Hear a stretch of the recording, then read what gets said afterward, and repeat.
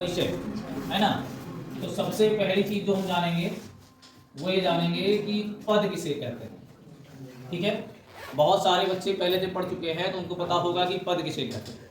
ठीक, तो सीधी सी परिभाषा है कि जब कोई शब्द, कोई भी शब्द हम ले लें, जब कोई शब्द वाक्य में प्रयुक्त होता है, क्या होता है, वाक्य में प्रयुक्त होता है, तो उसे क्या कहते हैं, पद कहते हैं। क्या कहते हैं, पद कहते हैं। सामान्य तौर पर जो बच्चे होते हैं वो सब शब्द और पद के बीच में भ्रमित हो जाते हैं। ठीक है, तो शब्द और पद दो अलग अलग चीज नहीं है, एक ही चीज के दो अलग अलग उपयोग है। ठीक है, जब स्वतंत्र रूप से लिखे होते हैं शब्द तो वो शब्द कहलाते हैं।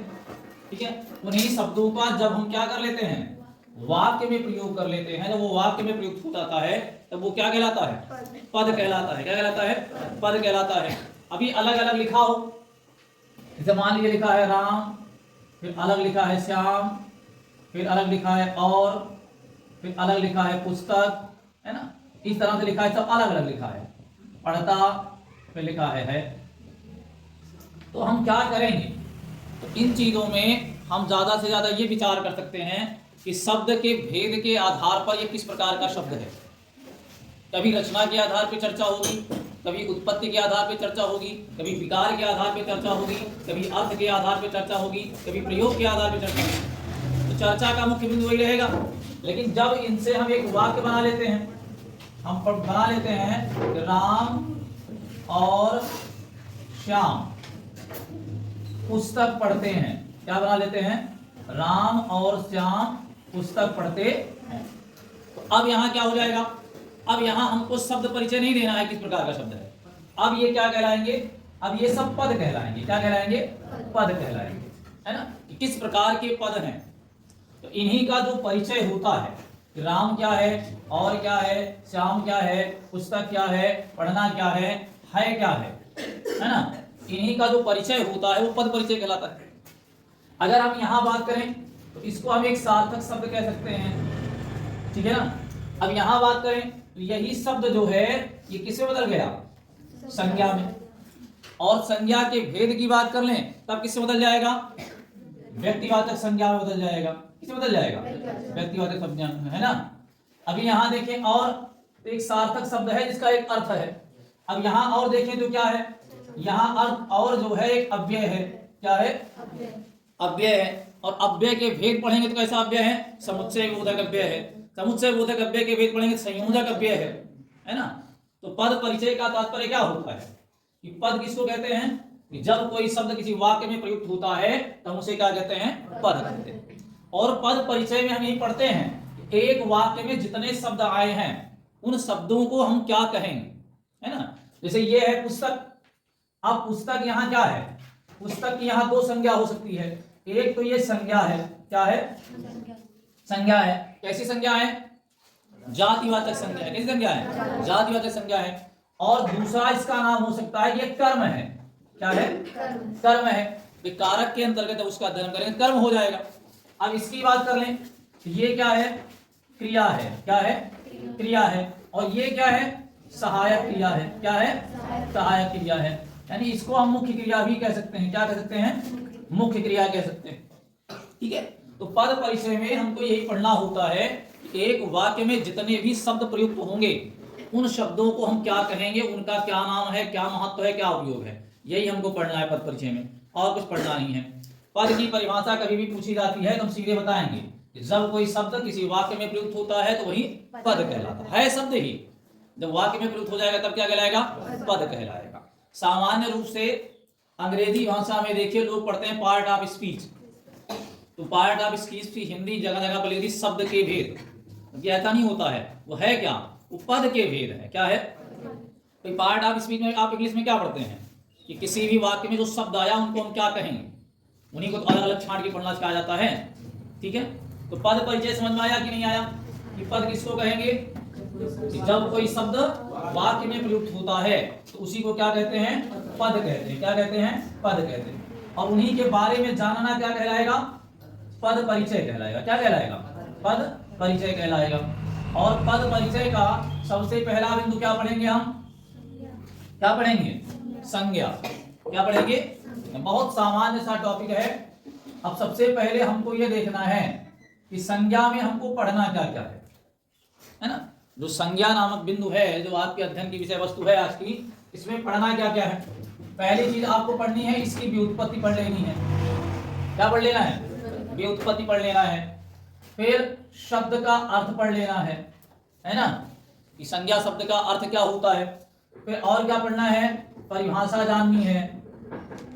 ठीक है भाई, जो शाब्दिक अर्थ होता है वो उसे स्पष्ट नहीं कर पाता पूरी तरह से, तो हम इसका सहारा लेते हैं, परिभाषा, है ना। परिभाषा के बाद हम क्या पढ़ेंगे? प्रकार एवं उदाहरण। प्रकार एवं उदाहरण पढ़ेंगे भाई, कितने प्रकार के होते हैं और उनके उदाहरण क्या क्या हो सकते हैं। ठीक है, और यहाँ इकलौती चीज है जो आपको कभी भ्रमित कर सकती है, वो है संज्ञा में होने वाले परिवर्तन। संज्ञा में होने वाले परिवर्तन, है ना। परिवर्तन क्या होते हैं आप भली बात जानते हैं, है ना। परिवर्तन क्या होता है कि कभी कभी जो व्यक्तिवाचक संज्ञा है वो जातिवाचक बन जाती है। क्या बन जाती है? जातिवाचक। और कभी कभी जातिवाचक क्या बन जाती है? व्यक्तिवाचक बन जाती है। बस इतना सा ही पढ़ना है, और पढ़ने के लिए कुछ है नहीं।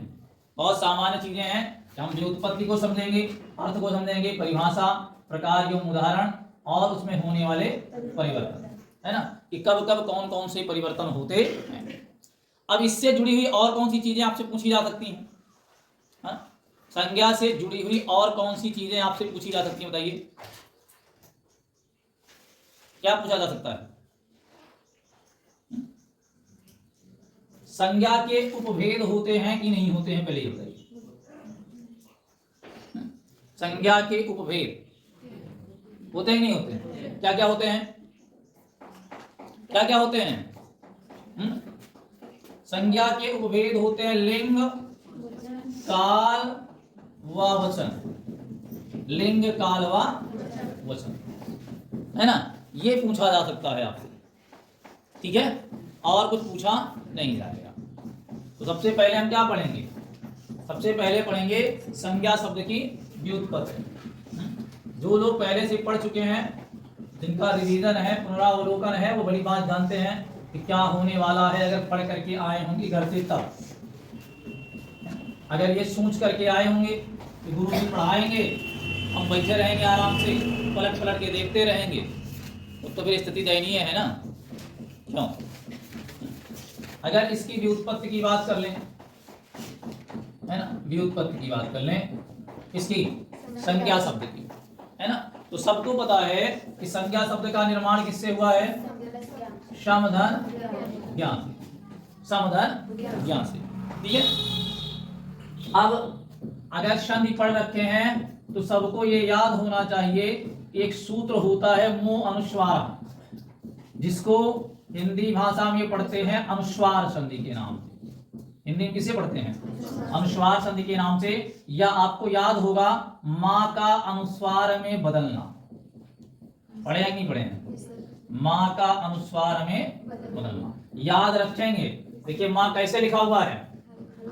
हलंत लगा हुआ है, इसमें स्वर नहीं है। नियम इसका याद है किसी को? नियम किसी को याद है? सीधा सा नियम है कि माँ के बाद अगर माँ नहीं आया है, अगर माँ नहीं आया है तो माँ अनुस्वार में बदल जाएगा। किसमें बदल जाएगा? हाँ, अगर माँ आ गया तो अनुस्वार में नहीं बदलेगा। माँ को छोड़ के कुछ भी आ गया, किसमें बदल जाएगा? अनुस्वार में बदल जाएगा, ठीक है। अब वो अलग चीज है कि अनुस्वार में बदल करके बनेगा क्या, उस पर भी चर्चा हुई थी।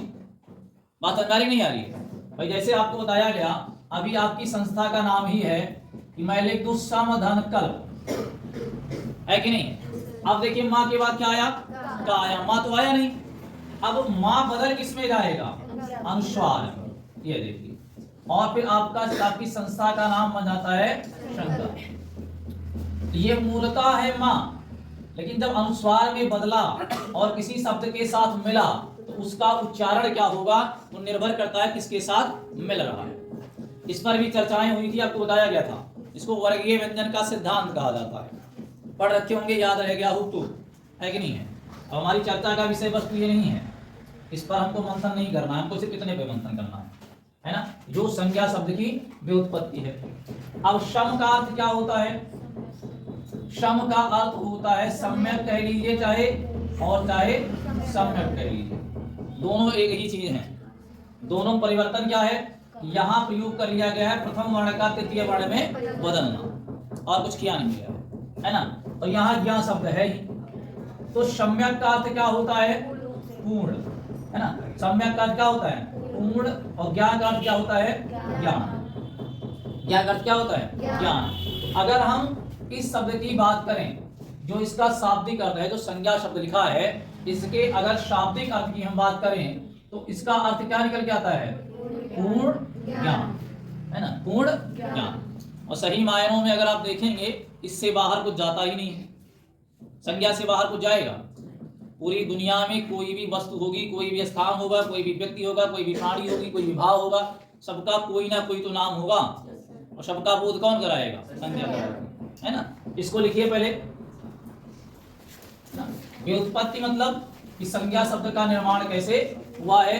कभी कभी परीक्षा में पूछ लेता है कि संज्ञा शब्द का संधि विच्छेद क्या होगा, है ना। तो याद रखेंगे क्या होगा? सम धन ज्ञान होगा। सम का अर्थ क्या होता है? सम्यक, सम्यक या पूर्ण। इसी सम्यक का अर्थ क्या है? पूर्ण। और ज्ञान का अर्थ क्या है? ज्ञान, है ना। देखिए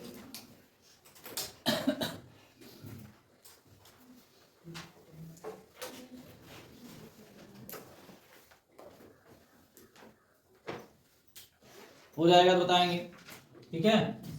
वहीं नीचे स्टार लगाकर लिखिए, जहां आपने लिखा है वहीं स्टार लगा लेंगे। स्टार का मतलब क्या होता है? तारांकित चिन्ह कहते हैं उसको ना। किस लिए लगाया जाता है? किसी विषय वस्तु से जुड़े हुए विशेष बातों का उल्लेख करने के लिए, किसी विषय वस्तु से जुड़े हुए विशेष बातों का उल्लेख। वहीं एक लाइन लिख लेंगे, संज्ञा का एक अर्थ, संज्ञा का एक अर्थ महानाम भी है। महानाम भी किसका है? संज्ञा का। संज्ञा का एक अर्थ महानाम भी है। तो महानाम क्यों कहा जाता है? क्योंकि सबका नाम है ना। कोई भी वस्तु हो, कोई प्राणी हो, कोई स्थान हो, कोई भाव हो, सबका नाम क्या है? संज्ञा। इसका एक अर्थ क्या होता है? महानाम भी होता है, ठीक है ना। अब हेडिंग डालेंगे परिभाषा। अब क्या लिखनी है? संज्ञा की परिभाषा, जो कि सबको पता है ना। सबको पता है कि नहीं पता है? लिखेंगे, किसी व्यक्ति वस्तु प्राणी स्थान व भाव के नाम को संज्ञा कहते हैं। क्या कहते हैं? संज्ञा कहते हैं, है ना। पूर्ण विराम नहीं लगाएंगे, अर्धविराम लगा देंगे। चाहे कोई व्यक्ति हो, चाहे वस्तु हो, चाहे प्राणी हो, चाहे स्थान हो, चाहे भाव हो, के नाम को संज्ञा कहते हैं, है ना। बहुत जनरल चीज है। अभी इसमें जो समझने लायक चीजें आएंगी होता ही जाएंगी। जैसे, है ना, सबसे पहले क्या है? व्यक्ति का नाम। सबसे पहले क्या है? कि किसी भी व्यक्ति का नाम हो तो क्या कहलाएगा? संज्ञा कहलाएगा। तो नाम बहुत सारे लिख लीजिए, है ना। जैसे अभय हो गया, रोहन हो गया, सोहन हो गया, राम हो गया, विकल हो गया, वैभव हो गया आदि, ठीक है ना। अब ये किसका नाम है? व्यक्ति का नाम है। अब इसी में आगे लिख सकते हैं आप वस्तु का नाम। किसका नाम? वस्तु का नाम, ठीक है ना। बहुत सारी वस्तुएं आपके पास हैं। जैसे हमारे पास है मार्कर है, पेन है, ये सब क्या है? वस्तु है। पुस्तक है, कॉपी है, ये सब क्या है? वस्तु है। जैसे कल लोग क्रिकेट देख रहे थे, गेंद है। कल तो क्रिकेट प्रेमियों को बहुत आनंद आया होगा। हाँ, धमाकेदार चीज देखिए। हाँ, इनको भी पसंद हो भाई। स्थान का नाम है जैसे आवाज कम, जैसे रामपुर है, अयोध्या है, सुल्तानपुर है। हाँ बिल्कुल, बनकटा लिखते हैं। जैसे भाव है, भाव का नाम है ना, भाव का नाम। जैसे प्रेम है, दया है, घृणा है, हर्ष है, शोक है, उदारता है आदि। बात समझ आ रही नहीं आ रही? अब देखिए ये सब सारे क्या हैं, सब संज्ञा के उदाहरण हैं। 20-25 उदाहरण तो ऐसे ही हो गए। केवल यहां ध्यान रखेंगे, यहां जो लिखा है भाव का नाम है ना, तो भाव के विषय में सीधी सी बात है कि जिसको हम देख या छू नहीं सकते हैं, केवल महसूस कर सकते हैं, उसे क्या कहते हैं? भाव कहते हैं, है ना। जैसे प्रेम है तो किसी का अपने प्रति प्रेम या आपका किसी के प्रति प्रेम आप केवल महसूस कर पाएंगे, वो देखने की विषय वस्तु नहीं है। जैसे दया है, उसे भी आप नहीं देख पाएंगे। घृणा है, हर्ष है, शोक है, उदारता है। व्यक्ति के क्रियाकलाप से आप ये महसूस कर सकते हैं केवल उसके अंदर कौन सा भाव है।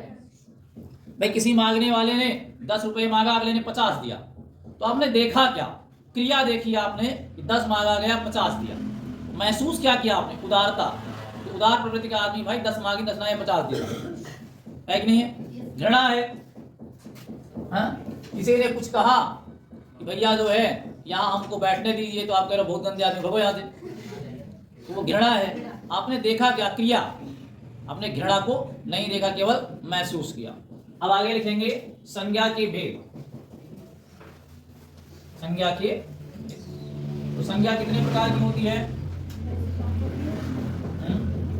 संज्ञा कितने प्रकार की होती है? हाँ बहुत अच्छे, हेडिंग डाल लेंगे संज्ञा के भेद या प्रकार, जो भी डालना हो।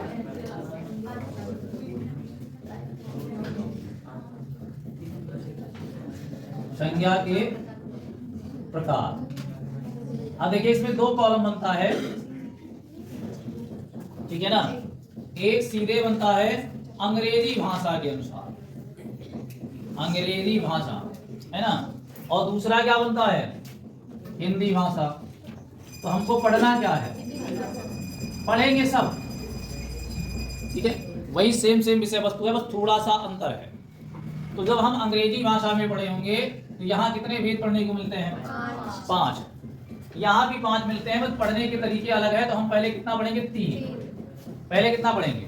3 पढ़ेंगे, ठीक है ना। अब अगर यहाँ बात की जाए तो सबको पता है पहली संज्ञा क्या होती है?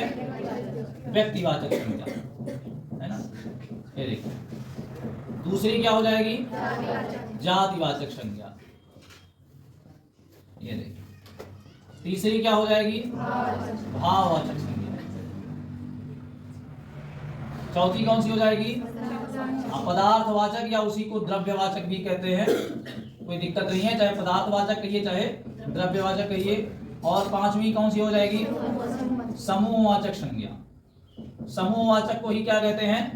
समुदायवाचक संज्ञा भी कहते हैं। चाहे समूहवाचक कह लीजिए, चाहे समुदायवाचक कह लीजिए, और पदार्थवाचक को चाहे पदार्थवाचक कह लीजिए, चाहे द्रव्यवाचक कह लीजिए, है ना।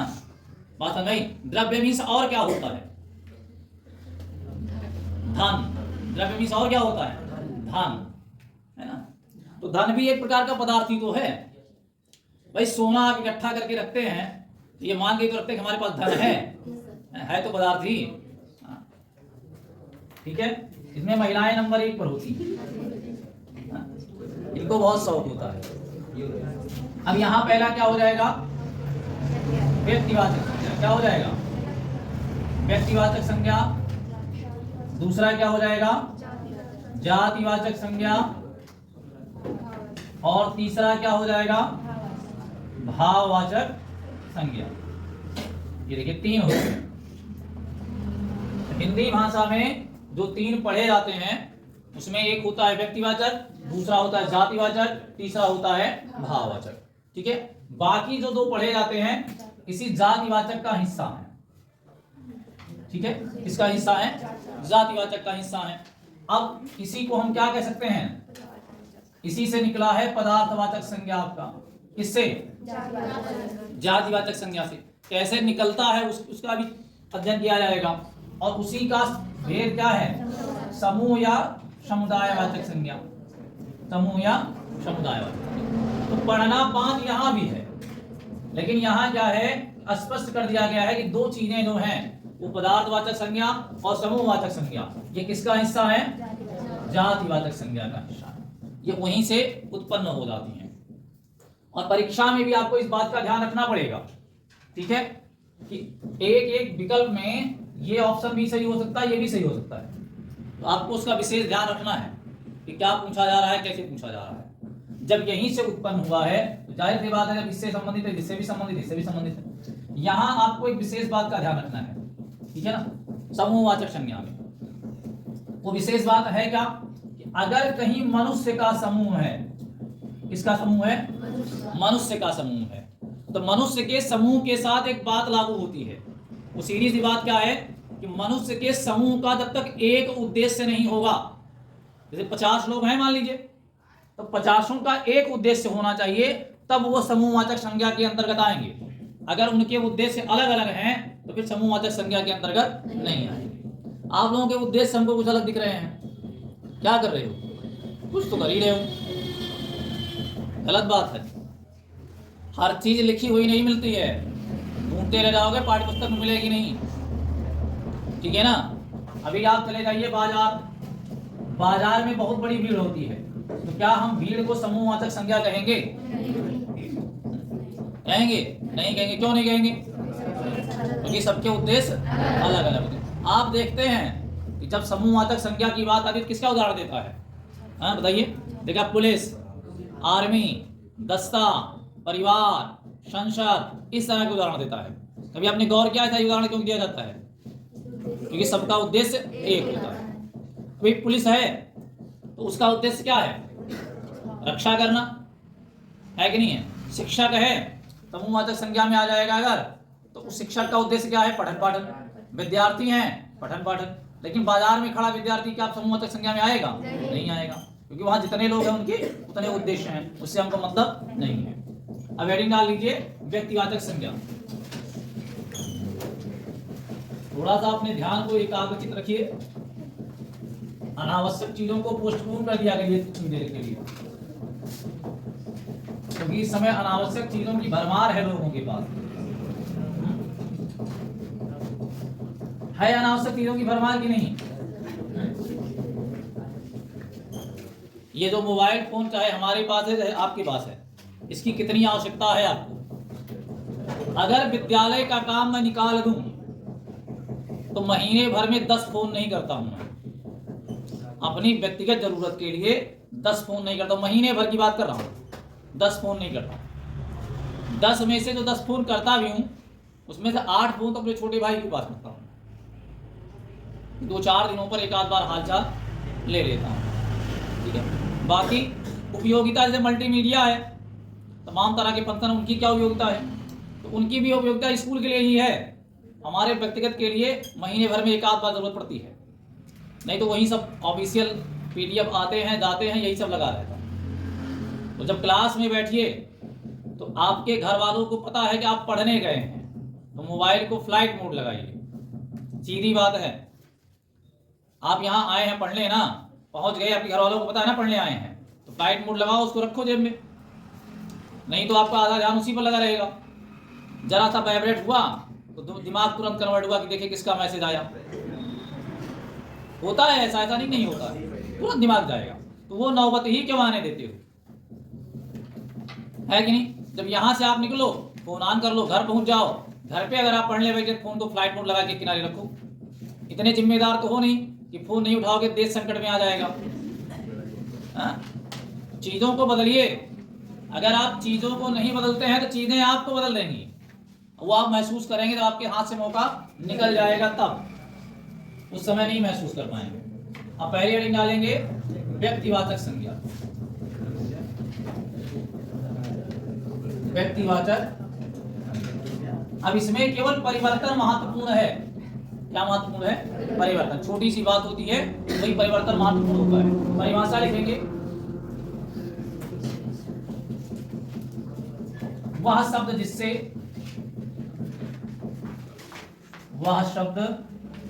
जिससे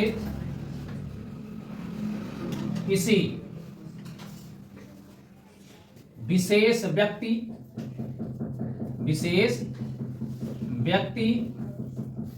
विशेष वस्तु, विशेष स्थान, विशेष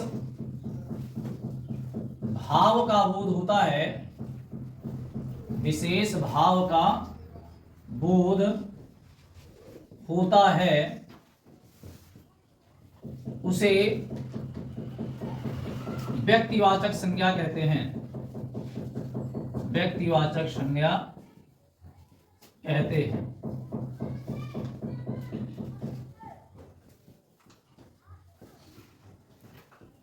किसका बोध होगा? किसी विशेष व्यक्ति, विशेष वस्तु, विशेष स्थान या विशेष भाव का बोध होगा, उसे व्यक्तिवाचक संज्ञा कहते हैं। अब देखिए, आपको ध्यान क्या देना है? ध्यान ये देना है कि सबसे पहली बात तो पहले इसके 4 से उदाहरण पढ़ लीजिए, ठीक है ना। उदाहरण पढ़ने के बाद तब इसमें देखेंगे। विशेष का मतलब वही एक लाइन लिख लीजिए, स्टार लगा करके, आप लोग स्टार लगा करके लिखिए, स्टार लगा कर लिखेंगे। वह वस्तुएं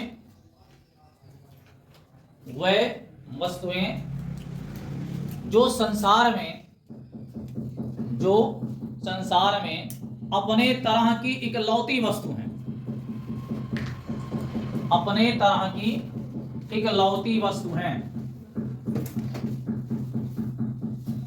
अपने तरह की इकलौती वस्तु हैं, अर्थात जिनका विभाजन संभव नहीं है, अर्थात जिनका विभाजन संभव नहीं है,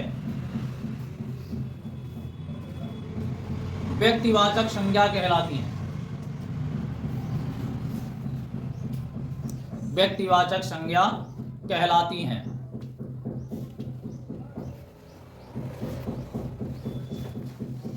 हो जाएगा।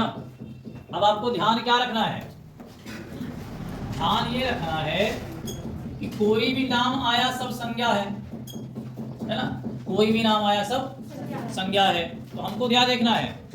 उनका विभाजन संभव है अथवा नहीं। अगर विभाजन संभव है तब क्या होगा? जातिवाचक। अगर विभाजन संभव है तो जातिवाचक, अगर विभाजन संभव नहीं है तब व्यक्तिवाचक। किसी भी नाम आ जाए, कोई भी नाम आ जाए, अगर विभाजन संभव है तो वो जातिवाचक है, अगर विभाजन संभव नहीं है तो व्यक्तिवाचक है। बात समझ में आ रही है कि नहीं आ रही? कितने लोगों को बात समझ में आ रही है? अब देखो, कोई हाथ नहीं उठाए। ये समस्या अलग ही रहती है। अरे मत बनो, भीड़ में नहीं चलना चाहिए। भीड़ बहुत खतरनाक चीज होती है ना। भीड़ जो है, जो व्यक्ति उसको चलाता है उसके साथ होती है, बाकी सबका अपना कोई मत, अपना कोई विवेक होता नहीं है। आपके पास, सबके पास मत है, विवेक है, सब कुछ है, तो भीड़ का हिस्सा क्या बनते हो? कोई भी वस्तु दे दी गई, हम देखेंगे उसका बंटवारा संभव है या नहीं है। जैसे एक सिंपल सा उदाहरण देख लें, लिखा जाए दिनों के नाम, बहुत साधारण चीज है ना, ठीक है, दिनों के नाम।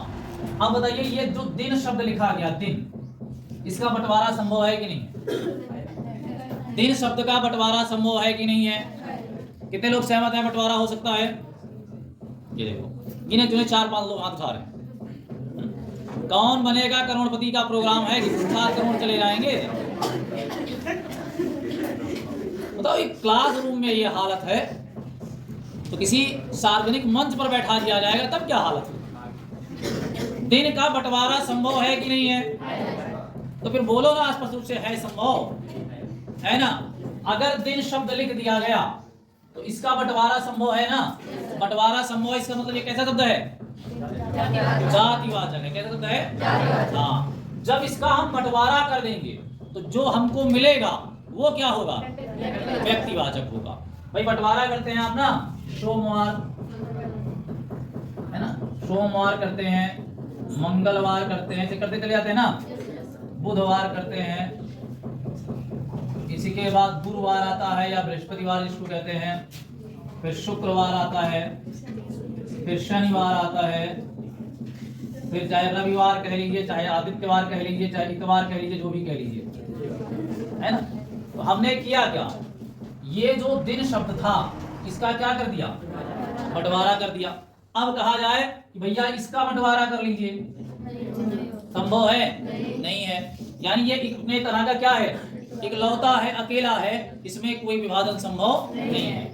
अब ऐसे जितनी भी चीजें हैं, जितने भी नाम हैं, चाहे वो हिंदी के नाम हो चाहे इंग्लिश के नाम हो, ये शब्द क्या कहलाएंगे, सबके सब व्यक्तिवाचक संज्ञा, है ना। और दिन शब्द क्या कहलाएगा, बात समझ में आ रही नहीं आ रही, हो जाएगा। अभी और देखिए, अब बड़े आसानी से आप समझेंगे।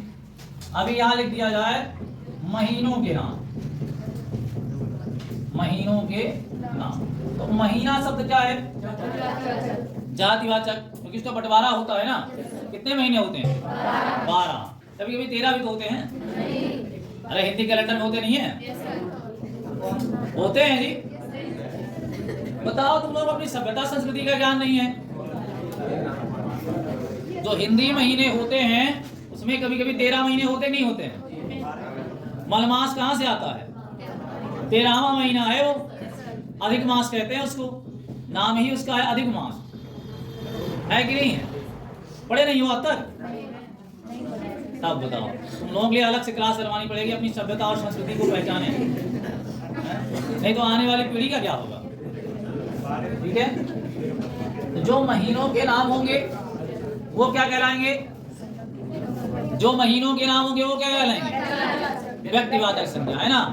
अब चाहे अंग्रेजी महीने हो, चाहे आप लिख लीजिए जनवरी, फरवरी, मार्च, 2-3 लिख लीजिए बस, ज्यादा लिखने की आवश्यकता नहीं है ना। बाकी आप पता समझ जाएंगे, कोई बहुत लंबा लिखने की जरूरत नहीं है।